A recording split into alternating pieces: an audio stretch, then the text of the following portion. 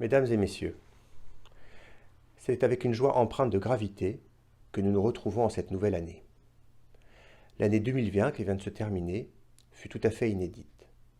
J'espère que vous et vos proches n'ont pas été trop affectés et que vous avez pu profiter des fêtes de fin d'année pour retrouver vos familles et vos amis. Après cette trêve bien méritée, l'année qui s'ouvre à nous est pleine d'enjeux et de défis qu'il nous appartient de relever avec responsabilité et optimisme. La pandémie a bouleversé notre société. L'économie a été à l'arrêt de nombreux mois et redémarre doucement avec une différenciation importante entre les secteurs d'activité. Si certains secteurs ont été relativement préservés par leur capacité à basculer vers le télétravail, de nombreux autres ont été durement touchés et le seront dans les mois qui viennent. Je pense notamment au secteur de l'hébergement et de la restauration, au secteur du tourisme et du voyage, au secteur de l'événementiel et enfin au monde de la culture. Face aux effets de la pandémie, le gouvernement a réagi immédiatement en suspendant notamment les normes financières prudentielles qui ont toute leur pertinence en période normale, mais qui deviennent inadaptées dans le cas de crise majeure. Même si nous ne sommes pas encore sortis de la crise, ces décisions ont été cruciales. Lorsque la France a été confrontée à des crises majeures comme celle que nous traversons, les collectivités locales ont toujours su jouer pleinement leur rôle. Sous l'impulsion de sa présidente, Valérie Pécresse, la région Île-de-France a apporté un soutien essentiel. Elle était très active dès les premiers jours du confinement pour fournir aux personnels exposés masques et autres éléments de protection. Ensuite, tous les leviers budgétaires ont été actionnés pour soutenir le plus grand nombre d'entreprises. Ces actions ont été déterminantes. Lors des prochains mois, ce soutien sera à poursuivre, nous y reviendrons. Le département des Yvelines a joué également pleinement son rôle. Acteur majeur de l'action sociale, il a renforcé son soutien aux collectivités pour que la présence sur le terrain soit assurée du mieux possible. De plus, sous l'impulsion de son président, Pierre Bédier, le département a su ajuster pleinement la définition de ses compétences pour être présent le plus efficacement possible, notamment concernant le soutien aux baux commerciaux. Enfin, le maillage territorial profond que représentent les communes et les EPCI a toujours offert une réponse de proximité adaptée et pragmatique, efficace.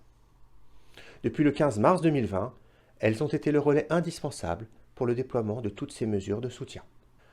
Rambouillet Territoire a réagi à cette nouvelle situation de manière exemplaire. Sous la conduite de mon prédécesseur, Marc Robert, les services se sont réorganisés dès les premiers jours de confinement. Tout d'abord, car il y avait urgence. Le Centre intercommunal d'action sociale a maintenu ses missions de maintien à domicile sans interruption. L'ensemble du personnel, sous le pilotage de Madame S, a été pleinement mobilisé, malgré des conditions d'exercice très compliquées. L'absence de masque les premiers jours, l'appréhension relative de la gravité de la situation par les bénéficiaires, les inquiétudes légitimes des aides à domicile face à une pandémie dont nous ne connaissions à peu près rien, ne les ont pas empêchés de remplir leur mission de la plus remarquable des manières. Ils ont été présents sur le terrain tout au long de ces derniers mois. Je l'affirme sans hésitation. Nous devons une grande reconnaissance à cette profession mal connue qui fait la fierté de la fonction publique territoriale. Ensuite, je tiens à féliciter les professeurs du Conservatoire Gabriel Fauré. Ils se sont mobilisés dès les premiers jours du confinement pour assurer leurs cours avec l'aide des nouveaux outils numériques. La grande majorité des élèves sont ainsi restés en lien avec leurs professeurs, ont pu continuer à progresser et ils ont fait preuve de créativité. De nombreuses séquences vidéo ont été enregistrées et ont été publiées sur les réseaux sociaux, montrant ainsi la qualité et le dynamisme de l'enseignement artistique de notre établissement. Dès le déconfinement, les cours ont repris en présentiel. Cela montre l'attachement des professeurs à l'enseignement de la culture et leur implication exemplaire. Enfin, je tiens à remercier sincèrement l'ensemble des agents du siège. Malgré les difficultés d'une mise en télétravail soudaine, ils ont fait preuve d'une capacité de rebond remarquable. Grâce à l'investissement sans faille de M. Alexandre Césarin et de son service, l'ensemble des agents ont pu poursuivre leur travail et mener à bien leur mission.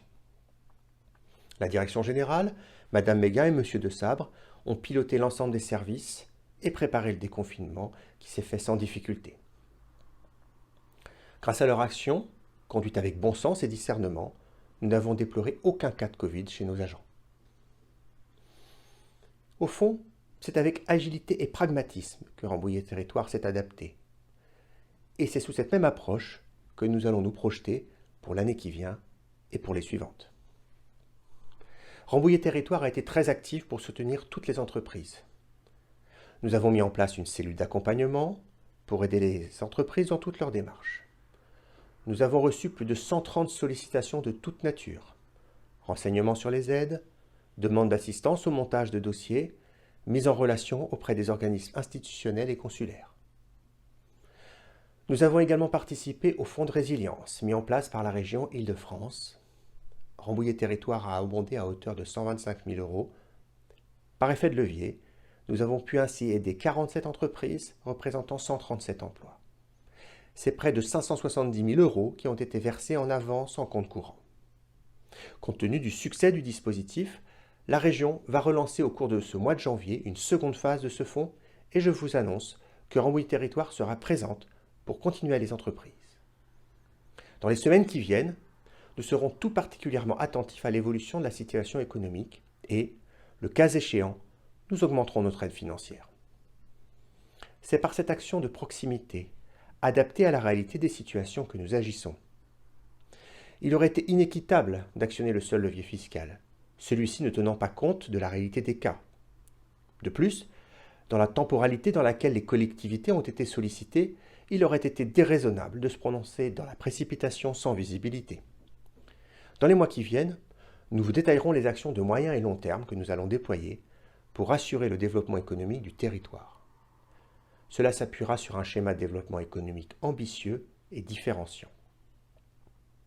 En matière d'environnement, le plan climat-air-énergie territorial est en cours de rédaction. C'est un document cadre majeur pour répondre aux enjeux environnementaux qui sont les nôtres. L'approche que nous avons est encore une fois pragmatique, ambitieuse et raisonnable.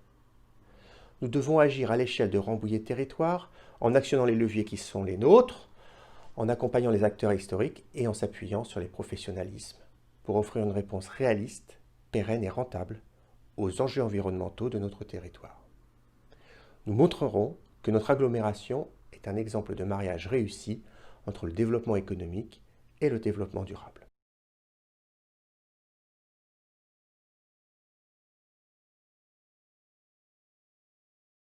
Le plan climatique air-énergie territoriale est une démarche de planification stratégique et opérationnelle voulue par la loi Grenelle II.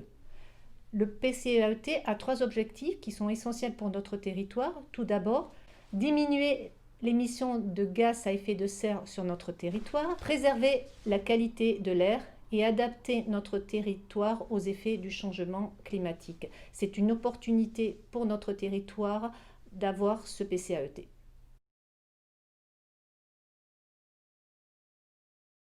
Afin d'atteindre les objectifs du PCAET, tout d'abord, nous avons effectué un diagnostic courant 2019 de notre territoire.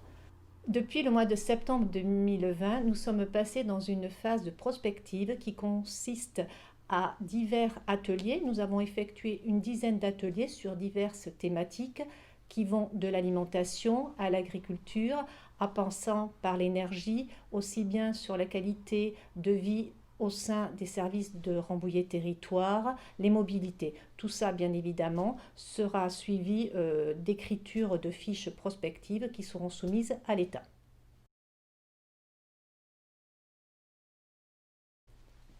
Notre territoire de l'agglomération est exceptionnel par une emprise très importante de terres agricoles et forestières.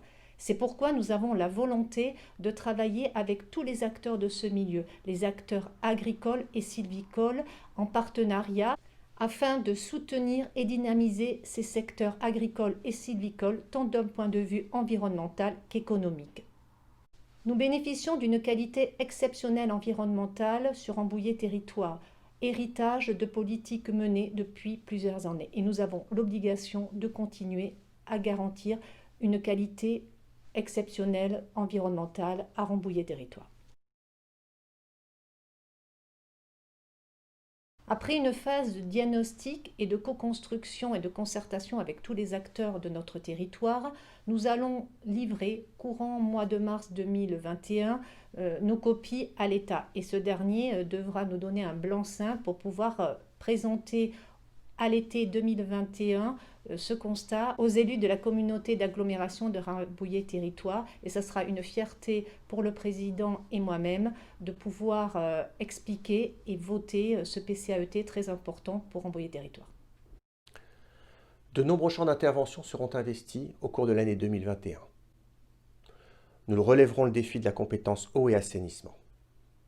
Nous tirerons conséquence de l'audit qui est en cours pour repérer les modes d'intervention les plus pertinents et nous choisirons ensuite vers quel objectif nous convergerons et à quel rythme. Lors de la campagne municipale de l'année écoulée, le sujet de la mobilité a été très prégnant.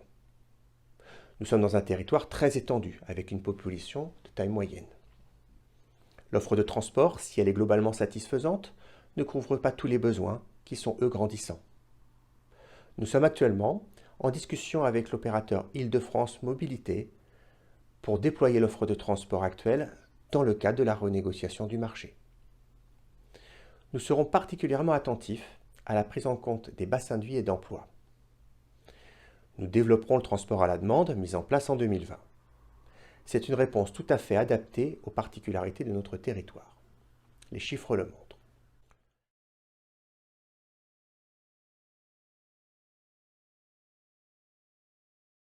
D'abord, je vais commencer par les services scolaires, puisque nous assurons un service auprès de tous les collégiens et lycéens, de façon à ce qu'il y ait un ramassage complet de tous les élèves vers les collèges et les lycées. Ça, c'est le premier point. Le deuxième point, c'est un ramassage de lignes express. Et ces lignes express sont très prisées, elles fonctionnent bien. Elles ont la particularité d'être aux heures de pointe. Et puis, nous avons aussi, en particularité, notre problème est le peu de densité que nous avons sur le territoire, et notamment une extension terrible. Et donc nous sommes sur 650 km², vous imaginez un petit peu, on n'est quand même pas en zone urbaine très dense. Résultat, il faut pouvoir desservir et apporter le service, et c'est la raison pour laquelle se met en place progressivement le TAD, le transport à la demande.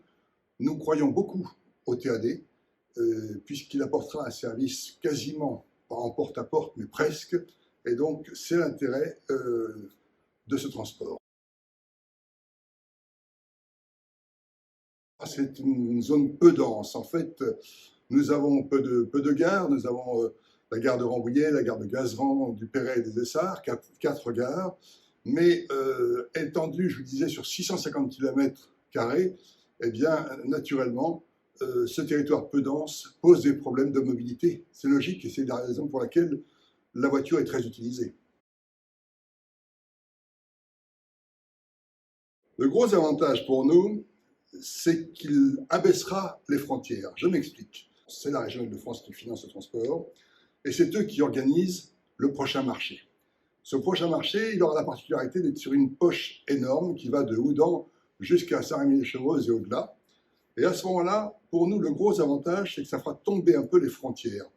En effet, le problème, c'est que quand vous êtes à la limite, soit d'un département, soit d'une région, soit d'une communauté d'agglomération ou de communes, eh bien, les transports s'arrêtent à la limite des frontières. Le gros avantage, c'est que cette frontière tombera. Et donc, nous portons beaucoup d'espoir là-dessus. C'est un peu tôt pour faire un bilan, puisque ce service a démarré depuis 1 an. Nous l'améliorons, nous essayons de l'améliorer. Encore une fois, nous sommes en contact permanent avec Île-de-France Mobilité. Et le bilan, pour l'instant, malheureusement, le Covid a perturbé tout ça. On voit les chiffres. Quand on a les chiffres, on voit bien qu'à chaque fois que nous sommes confinés, ça pose problème. Il n'empêche que ce service est attendu, il fonctionne bien, il fonctionnera bien, tant qu'on aura apporté les services nécessaires. C'est-à-dire qu'il faut, pour l'instant, nous rejoignons avec le transport à demande les hôpitaux, les centres commerciaux. Or, l'idée, c'est tout de même de pouvoir étendre ça, étendre sur les lieux, mais étendre sur les horaires. Nous souhaitons vraiment avoir une extension des horaires le matin et le soir, de façon à apporter le service aux administrés. On compte beaucoup sur la voiture autonome. On espère beaucoup sur la voiture autonome. Rambouillet Territoire est à la pointe de cela, puisque des expérimentations ont été faites sur le territoire. Et je pense qu'on ira au-delà. Je pense notamment, peut-être, mais ça c'est un avis tout à fait personnel, que ce seront par la suite, bientôt peut-être, des drones qui nous transporteront. Pourquoi pas? En attendant, je peux vous assurer que Rambouillet Territoire a travaillé sur le sujet, avec le Mobilab, avec Tornado, et donc tous ces sujets ont été abordés par Rambouillet Territoire. Le développement économique de notre territoire est dépendant de l'offre de services publics que nous sommes en capacité de déployer. Nous assurerons la couverture en offre de berceaux pour la petite enfance. 2 microcrèches verront le jour dans les communes de Cernay-la-Ville et Longvilliers en 2022. Au cours de l'année, nous définirons l'emplacement de 3 établissements supplémentaires pour parvenir en 2024 à la constitution d'un réseau de 12 microcrèches sur Rambouillet Territoire. Cette attractivité territoriale est également assise sur l'offre en matière d'équipements sportifs. La piscine des Fontaines sera livrée au cours de l'année. C'est un équipement structurant pour notre Sud-Yvelines qui permettra d'accueillir dans d'excellentes conditions tous les publics. La dimension sportive de l'équipement a été remarquée par les instances de la Fédération française de natation. C'est la confirmation que cette orientation répond à un besoin sur l'ensemble des Yvelines ainsi qu'à l'échelle régionale. Nous collaborons étroitement avec les associations utilisatrices des 2 piscines pour élaborer un projet sportif à la hauteur de cette nouvelle ambition. Cela fait naturellement transition avec l'élection de Rambouillet Territoire, Terre de Jeux 2024. Nous sommes très fiers de ce choix du comité organisateur et nous serons au rendez-vous des Jeux. Nous profiterons de ces 3 années pour faire rayonner le sport à l'échelle des 36 communes et profiter de cette dynamique pour installer définitivement la politique sportive de Rambouillet Territoire.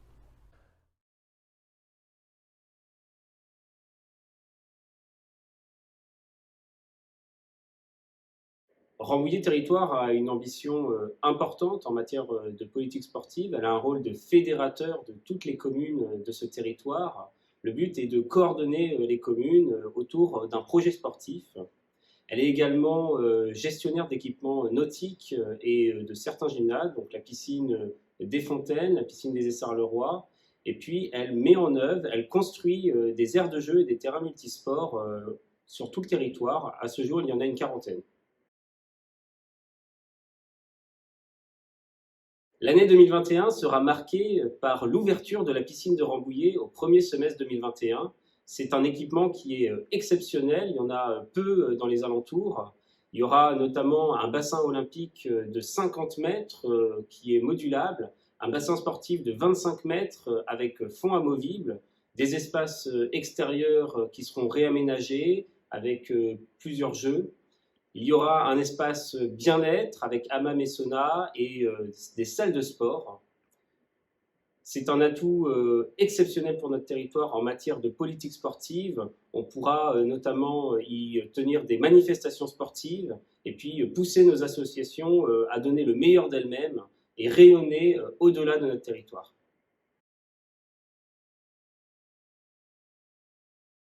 L'année 2021 sera l'occasion de poser les premiers jalons de la labellisation Terre de Jeux 2024 qui a été obtenue par Rambouillet Territoire l'année dernière. C'est une occasion exceptionnelle de mobiliser les acteurs de ce territoire, les bénévoles, les associations, les écoliers, les collectivités autour d'un projet sportif. C'est aussi un moment qui nous permet de mettre en avant notre cadre de vie exceptionnel aux portes de Paris. Et puis, un certain nombre de nos communes ont été labellisées centres de préparation aux Jeux. Donc, c'est directement des équipes sportives qui vont venir sur notre territoire. C'est une vitrine pour notre territoire. Et puis, c'est aussi des retombées économiques en termes de tourisme. Les actions de Rambouillet Territoire ne se limitent bien évidemment pas à ces seules actions. Nous aménagerons les locaux du siège administratif actuel et lancerons la définition du futur siège communautaire. Nous serons attentifs à la gestion des milieux aquatiques et à la prévention des inondations. Nous étudierons l'extension et la sécurisation du parking de la gare de Gazeran. Nous étudierons les perspectives de mutualisation, notamment pour les services supports tels que l'informatique ou l'impression. Nous configurerons les moyens nécessaires pour la prévention de la délinquance en s'appuyant sur l'expérience de la ville-centre. Nous définirons l'avenir de la compétence assainissement non collectif. Enfin, en matière de tourisme, le classement en catégorie 1 de notre office sera accordé. Ce sera la première étape de la définition d'une politique ambitieuse de mise en valeur de notre patrimoine exceptionnel. Maintenant, il est de notre responsabilité de tracer des perspectives, de définir l'avenir de notre territoire pour les 10 ans à venir. Se projeter, par les temps qui courent, l'exercice peut sembler surprenant. Il n'en est rien. Dans les moments sombres et incertains, il est du devoir du politique de dessiner des perspectives, de tracer une route, même si celle-ci sera sans doute amendée, de porter l'espoir et la confiance qui sont le moteur de nos sociétés. C'est se mettre en action et entraîner avec soi les forces vives pour saisir les opportunités qui nous parviendront.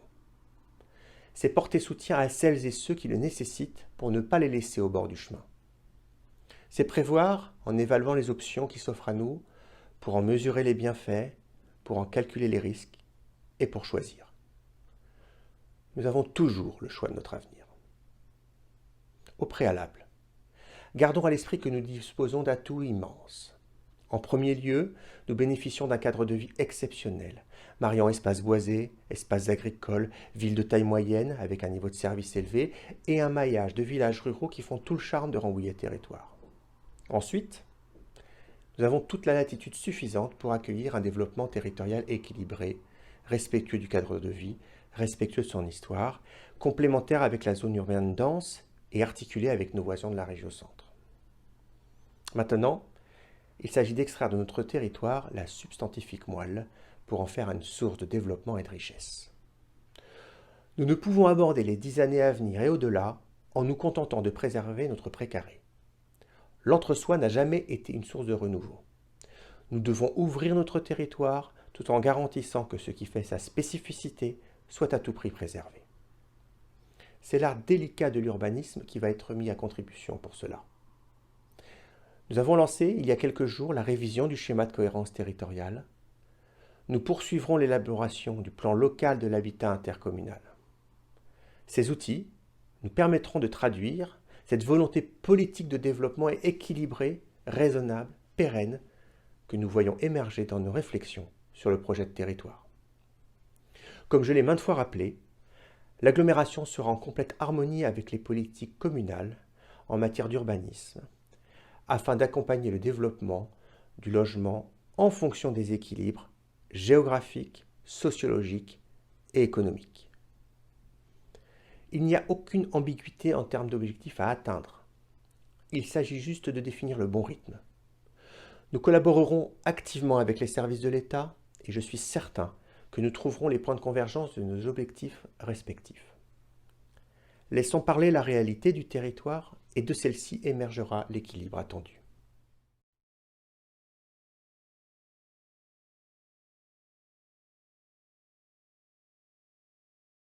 Alors, un schéma de cohérence territoriale est un document d'urbanisme qui définit les grandes opérations d'aménagement et de développement d'un territoire.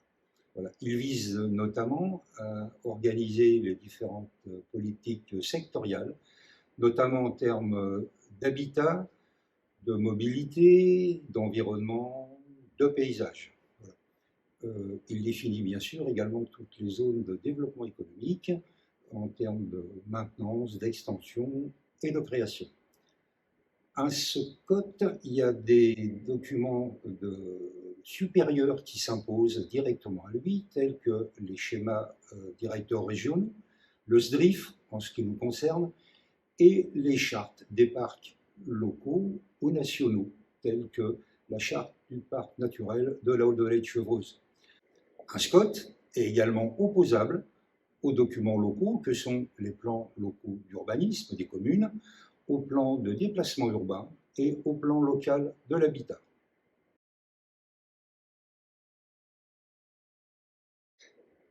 Notre ancien SCOT, puisqu'on peut parler maintenant d'un ancien SCOT. a été approuvé en décembre 2014 sur les périmètres des anciennes communautés de communes, Plaine et Forêt d'Yvelines, les contrées d'Ably et les étangs. C'est d'ailleurs maintenant devenu le périmètre de Rambouillet Territoire. La loi dit que tous les 6 ans, Rambouillet Territoire doit effectuer un bilan du SCOT et d'en tirer les conséquences, soit le modifier, soit le réviser. Le Conseil communautaire, en novembre dernier, a décidé de réviser notre SCOT pour prendre en compte les différents dossiers qui sont actuellement en cours, le projet de territoire, le plan de déplacement urbain, le PCAET, plan de climat, air, énergie territoriale, et le plan local de l'habitat. 3 années sont généralement nécessaires pour réaliser un SCOT.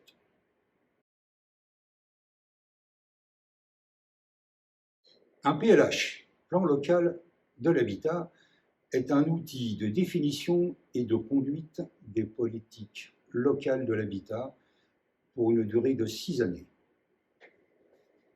Il comprend 3 étapes. Le diagnostic, qui établit l'état des lieux et fait le bilan du parc de logements privés et sociaux.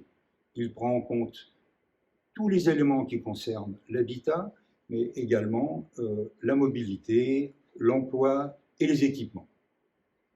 Il sert de base aux 2 autres parties que sont le document d'orientation, qui lui définit le réel projet sur l'habitat, et le programme d'action qui va définir la mise en œuvre de ces objectifs.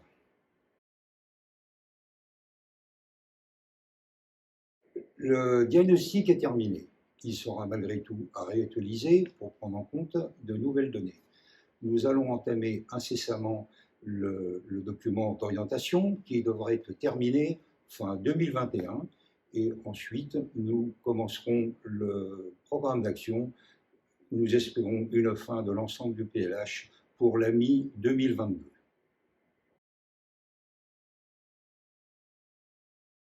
Nous avons évoqué précédemment les 5 projets structurants en cours, à savoir le projet de territoire, bien sûr, le plan de déplacement urbain, le PCAET, le programme local de l'habitat et bien sûr le SCOT.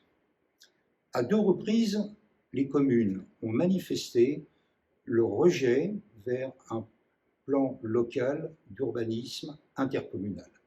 Cela montre que ces communes sont attachées à leur propre urbanisme, à leurs caractéristiques propres, à leur environnement et à leur cadre de vie. Mais il faudra prendre en compte toutes les options, les orientations qui auront été dégagées par ces études, auxquelles elles participent très volontiers. Donc, ceci amènera vraisemblablement quelques évolutions dans les plans locaux d'urbanisme. N'oublions pas que 5 de nos communes sont concernées par l'article 55 de la loi SRU et des rattrapages sur le nombre des logements sociaux seront imposés par les services de l'État. Rambouillet Territoire soutiendra ces 5 communes dans les limites permises par les textes afin qu'elles conservent leur équilibre socio-économique.